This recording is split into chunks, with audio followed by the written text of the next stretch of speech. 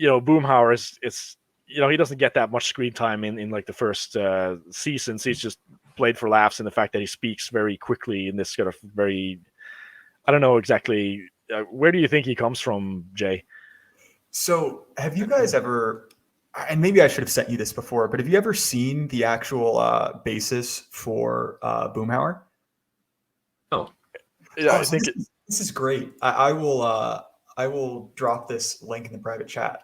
But essentially, what it is that it is a regional dialect of kind of like Oklahoma, North Texas. But what happened is that Mike Judge, when he was working on Beavis and Butthead, got a voicemail from this guy who was incredibly irate about something, and it's actually quite difficult to like understand like what he's really mad about. But this was the basis for the Boomhauer character. Sorry, as this just loads in. But and so he essentially based the character off of an irate like voicemail. Like he somehow got Mike Judge's personal phone number. So this is a video recording of his answering machine. Interesting. And maybe we can bring that up. But it's I'll bring it up. Let's see here. It's legitimately hilarious. Like I've watched it probably half a dozen times, and it kills me every time, because once you hear it, you realize like, oh, that is just a one-to-one recreation of the character of Boomhauer. So I've heard other videos that it is kind of like a unique regional dialect. I've never met someone who talks like this. I thought it was a complete fabrication. So I think it must just be like an extremely specific Texas thing. Let's see here. Okay, I'll play the clip. I've been calling y'all for better than a month, growling about y'all every time Looney Tunes come on. Y'all put Porky's butthole on. I figured last night, and the second cartoon come on, it was Porky's friggin' old butthole. I said, surely y'all ain't gonna put the last two on Porky's friggin' butthole.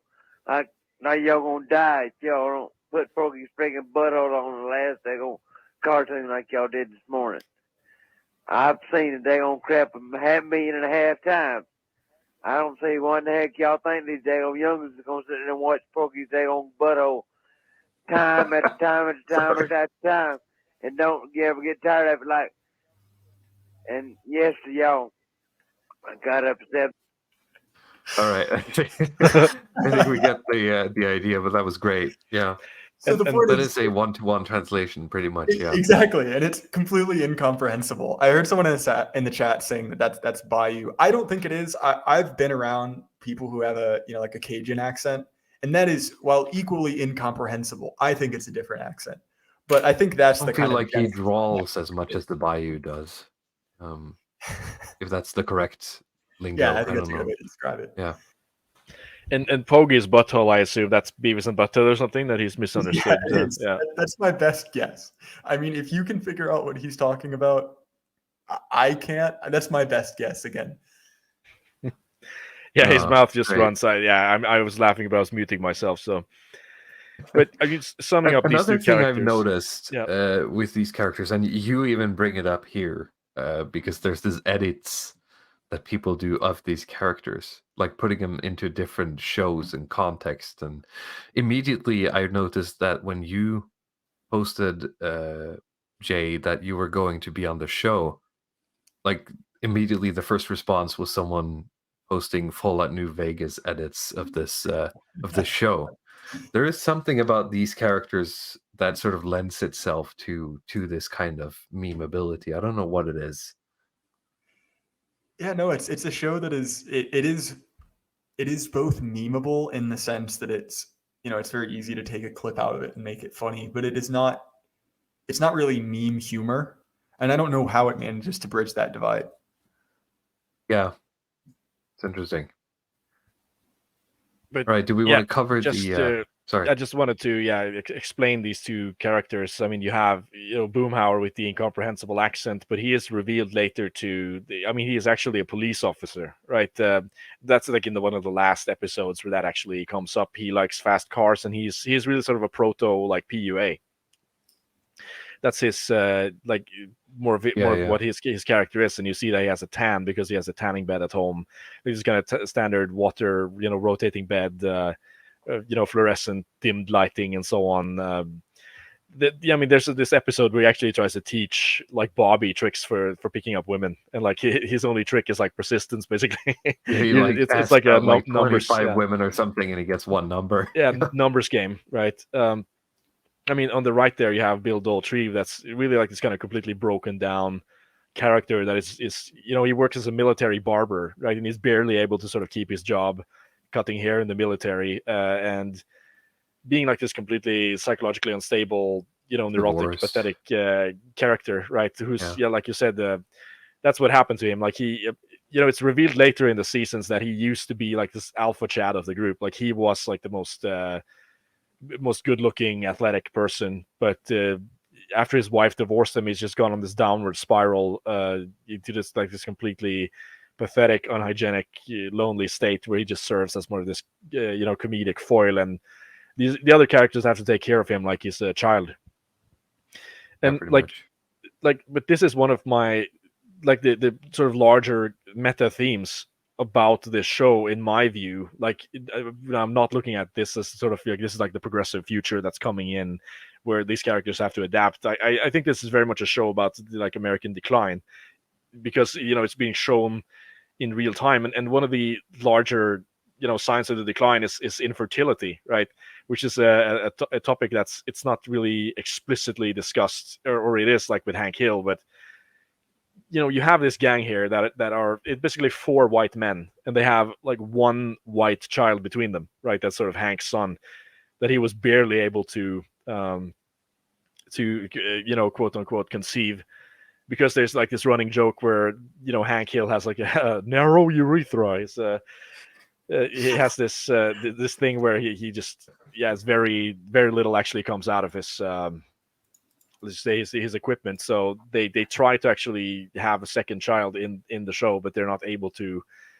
But like in spite, he is the one who's actually putting in the most effort into trying to, let's just say, repopulate the planet. Whereas these other characters, like Dale, is just kind of oblivious. I don't think he has, it's sort of revealed that he doesn't actually have sex with his wife at all. He just says that he's on sort of nofap, and that gives him like cosmic powers. I mean, it's pretty funny, right? Nofap didn't exist, but it's like he just says that I'm saving up my sexual energy, saving up his brill, to be able to kind of like connect with the astral realm and so on.